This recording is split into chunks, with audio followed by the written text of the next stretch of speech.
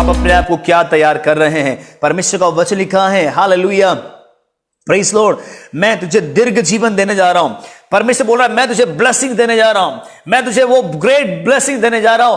Praise Lord, जो हम कह सकते हैं अब्राहम के जीवन में, या हम कह सकते हैं अय्यूब के जीवन में, या हम कह सकते हैं हम जब यशायाह नबी किताब उसका 45 अध्याय जब हम पढ़ रहे हैं, वहां परमेश्वर बोला कि अंधकार में छिपा हुआ, गुप्त स्थान में गड़ा हुआ वो धन परमेश्वर के पास है, वो प्रभु मुझे और आपको हालेलुया देगा। लेकिन एक डिसीजन हमें लेना है, एक निर्णय हमें लेना है, एक ऐसा फैसला हमें लेना है जो वो ब्लेसिंग्स हमें आने पाए। एक बात याद रखना, हम ब्लेसिंग्स की ओर नहीं बढ़ रहे, हमारा फैसला सही है। जब हम प्रभु के साथ हम चल रहे हैं, वो ब्लेसिंग्स मेरी तरफ आ रही है। कहिए इस सुबह मेरी ब्लेसिंग्स मेरी ओर आ रहे हैं। कहिए इस सुबह विश्वास से, मेरी ब्लेसिंग्स, मेरी सक्सेस, मेरी लाइफ, मेरा ग्रेट फ्यूचर प्रभु में मेरे पास बहुत जल्द आ रहा है। और जब आप विश्वास करते हैं इस बात के ऊपर, मैं आपसे कहना चाह रहा हूं, वो आशीषें परमेश्वर आपको देने जा रहा है। हालेलुया। सो आइए बाइबल में से हम कुछ एक दो लोगों के विषय में हम देख लें, और मैं इसको शॉर्ट से शॉर्ट करने की कोशिश कर रहा हूं ताकि हम सभी हम आज ज्यादा से ज्यादा हम सीखने पाए और हम ये फैसला लेने पाए कि मेरा प्रेज़ लॉर्ड निर्णय कैसा हो, और मैंने किस तरह से निर्णय लिया हुआ है, या अभी भी मैं बिना निर्णय के चल रहा हूं। कुछ लोग ये सोचते हैं परमेश्वर करेगा सब कुछ, और जो होगा हालेलुया, जिस तरह विकास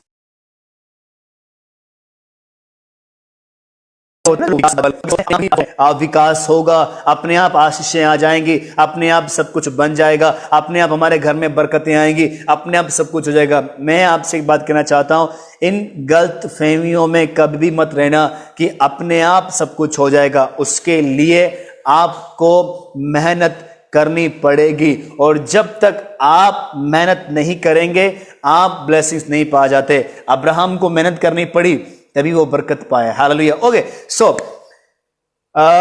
कुछ मैं ऐसे लोगों के विषय में बताने जा रहा हूं जिन्होंने राइट डिसीजन लिया, सही फैसला लिया, और वो आगे बढ़े और उनके जीवन में परमेश्वर की ब्लेसिंग्स आई। पहले हम वो लोगों के विषय में देखेंगे जिन्होंने सही फैसला लिया।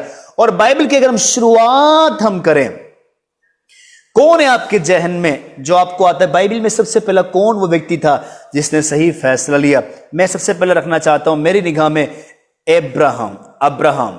सबसे पहला जिसने एक सही फैसला लिया वो था अब्राहम। और अब्राहम का वो सही डिसीजन उसके लिए महिमा, उसके लिए आशीष और उसके लिए एक महान बरकत को लेके आई। अब्राहम ने एक सही फैसला लिया, और उसका फैसला किया था, पहली बात परमेश्वर की आवाज को सुनना, दूसरा उस आवाज को मानना, उसको तीसरा उसको फॉलो करना, चौथा परमेश्वर के ऊपर विश्वास करना, पांचवा हालेलुया जो परमेश्वर कह रहा है वो करना, छठा जो परमेश्वर ने नहीं करने के लिए बोला उसने वो नहीं किया, आठवां वो करता गया जो जो परमेश्वर उससे करवाता गया और जो जो परमेश्वर उससे चाहता था, नौवां उसने वो काम कभी भी नहीं किया जो परमेश्वर ने उससे नहीं कहा, दसवां और आखिरी पॉइंट, ये सारी चीजें करने के बाद एक सही फैसले के कारण, दसवां और मेरा आखिरी पॉइंट यही है,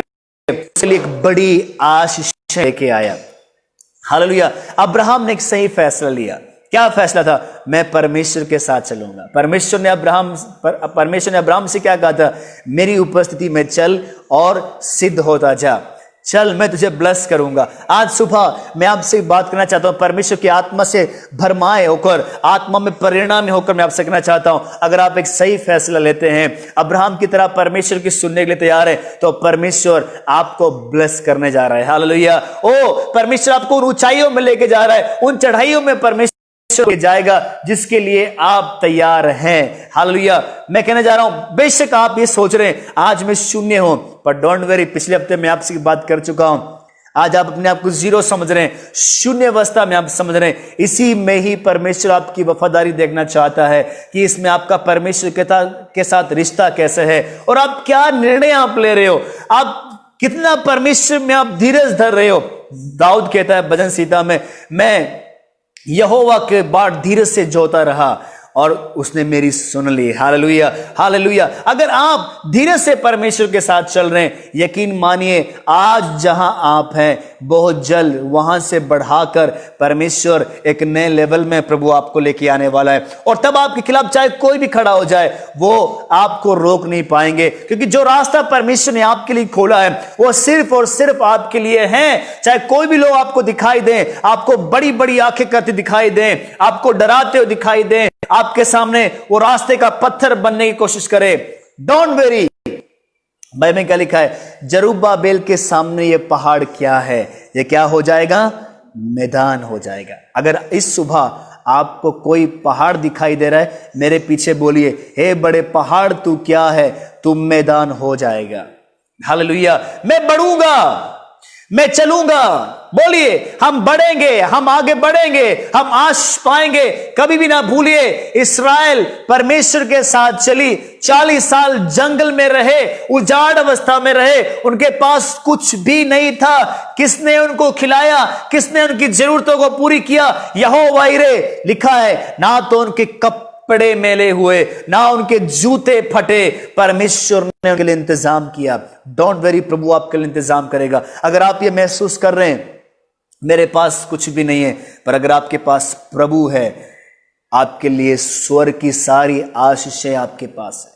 हालेलुया। अब्राहम ने एक सही फैसला लिया और बाद में चल के हालेलुया वो ब्लेसिंग्स पाके है। दूसरी बात मैं इसके साथ जोड़ना चाहता हूं, अब्राहम ने जो फैसला लिया, जो डिसीजन लिया, वो जल्दी उसने तोड़ नहीं दिया।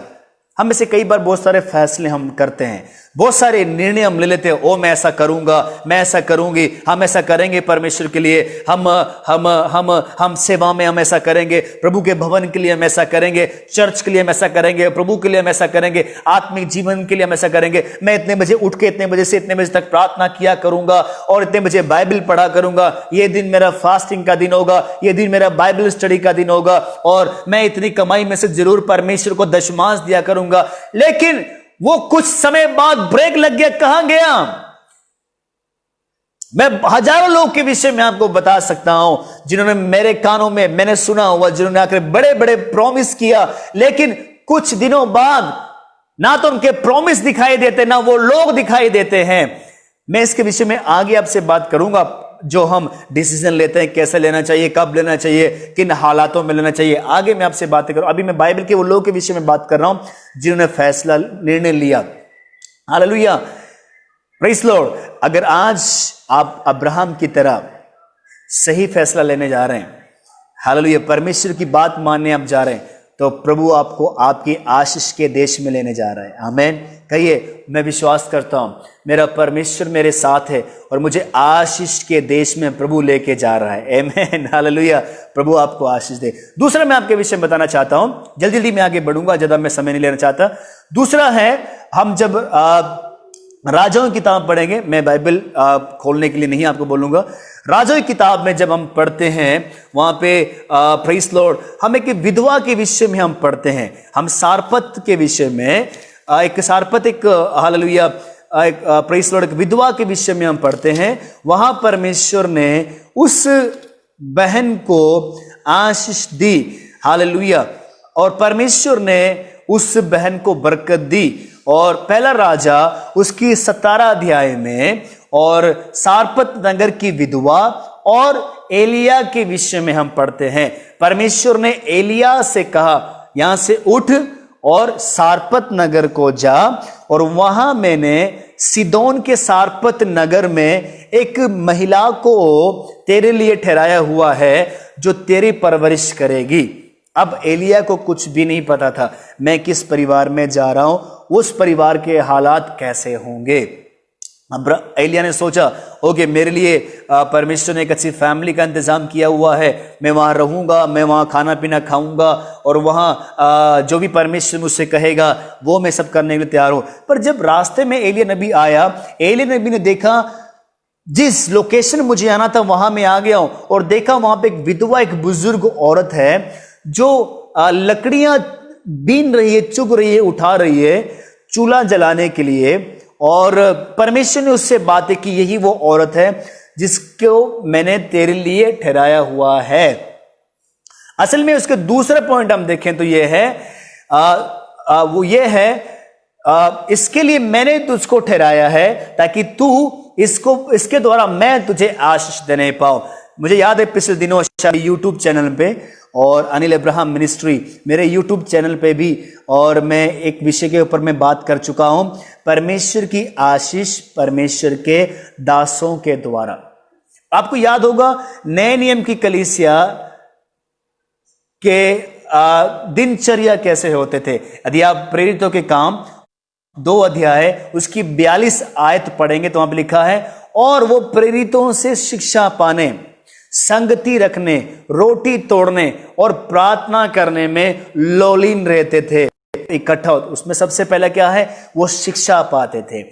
जो फैमिली, जो कलीसिया अपने पास्टर से क्लोज रिलेशन में नहीं है और अगुवाई नहीं ले रही है, शिक्षाएं नहीं पा रही है, वो कभी भी पॉजिटिवली आगे नहीं बढ़ सकती है। कुरनेलियुस का परिवार लिखा है प्रभु का भय मानने वाला था, दान देने वाला था, प्रार्थनाएं करने वाला था, हालेलुया।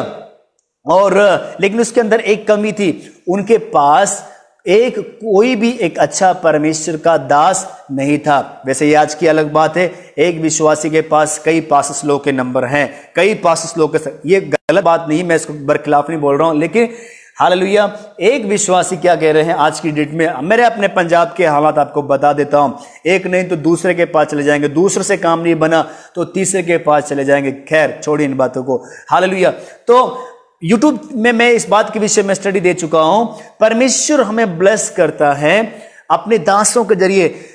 कुरनेलियुस को परमेश्वर ने ब्लेस किया पतरस के जरिए, वो सब कुछ वो करता था लेकिन आत्मा उसके पास नहीं था। और बाइबल में लिखा है जिस किसी के पास परमेश्वर का आत्मा नहीं वो मसीह का जन नहीं। वो सारी बातों में अच्छा था, सब कुछ वो करने वाला था। परमेश्वर ने याफा नगर में, हालेलुया, जो चमड़ा करने वाले के यहां पतरस था, वहां परमेश्वर ने उससे बातें की, और फिर उसके बाद दूसरे जगह कुरनेलियुस से भी बातें की। दोनों को सेम दर्शन। याद रखना, अब एक चीज मैं आपको बताना जा रहा हूं, याद रखना, एक तरफ से परमेश्वर कभी भी किसी से बात नहीं करता, दोनों तरफ से परमेश्वर, दोनों को प्रभु बात करेगा, दोनों को परमेश्वर दर्शन में दिखाएगा। हालेलुया, परमेश्वर मुझसे क्या चाहते हैं, हालेलुया। अगर आप नहीं देख पा रहे तो आपका पास्टर से परमेश्वर बात करेगा। हो सकता है परमेश्वर ने पास्टर से बात नहीं किया तो प्रभु आपसे बात करेगा, ताकि आप अपने पास्टर से कह सके। फॉर एग्जाम्पल मैं बता सकता हूं, बिलाम नबी पहला दूसरा, और मूसा नबी, परमेश्वर ने मूसा को भी चुना लेकिन मूसा देख नहीं पाया उस दूत को, उसकी पत्नी ने देखा। बिलाम नबी देख नहीं पाया उस दूत को, उसकी गदही ने देख लिया। कई दफा जब मैं और आप कुछ गलतियों में आ जाते हैं, कुछ कमियों में आ जाते हैं, तो परमेश्वर हमसे बात नहीं करता, बल्कि हमारे विपरीत दूसरे लोगों के माध्यम से परमेश्वर हमसे बात करेगा। और फिर हम ये मत कहना ओ हमारे पास ने तो हमें सिखाया नहीं, हमारे पास इसके विषय में कुछ बोला नहीं।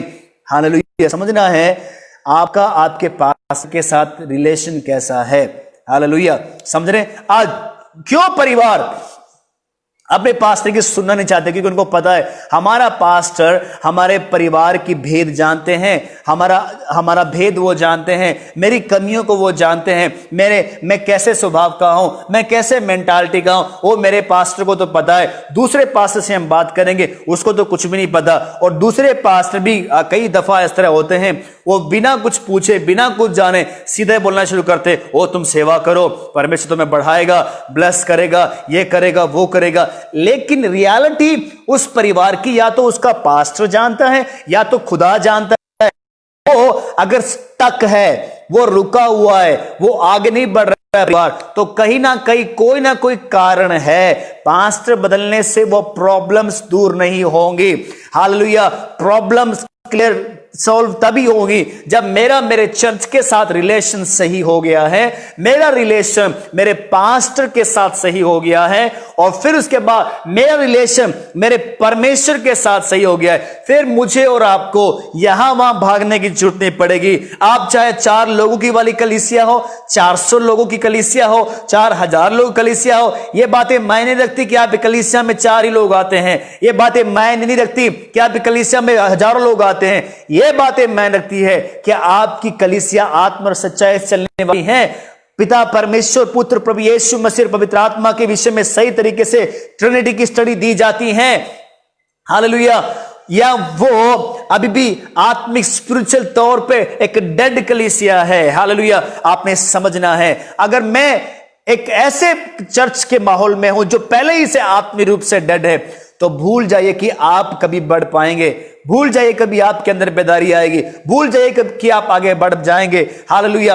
आपको सही एक फैसला लेना है, ताकि मैं एक सही फैसला लेके, एक सही डिसीजन लेके मैं आगे बढ़ने पाऊं। सारपत नगर की विधवा के विषय में मैंने आपसे दूसरी बात मैंने की थी। उसने क्या फैसला लिया जो उसने एक महान आशीष पाई, वो मैं आपको बताना चाह रहा हूं। वो था अपनी गरीबी को हराकर, गरीबी से लड़कर, उन विचारों से लड़कर, ओ मैं ये कैसे दूं क्रिस्टीना, हालेलुया, ओ ये मैं कैसे दूं। परमेश्वर कई बार मुझसे और आपसे इसी तरह बात करेगा।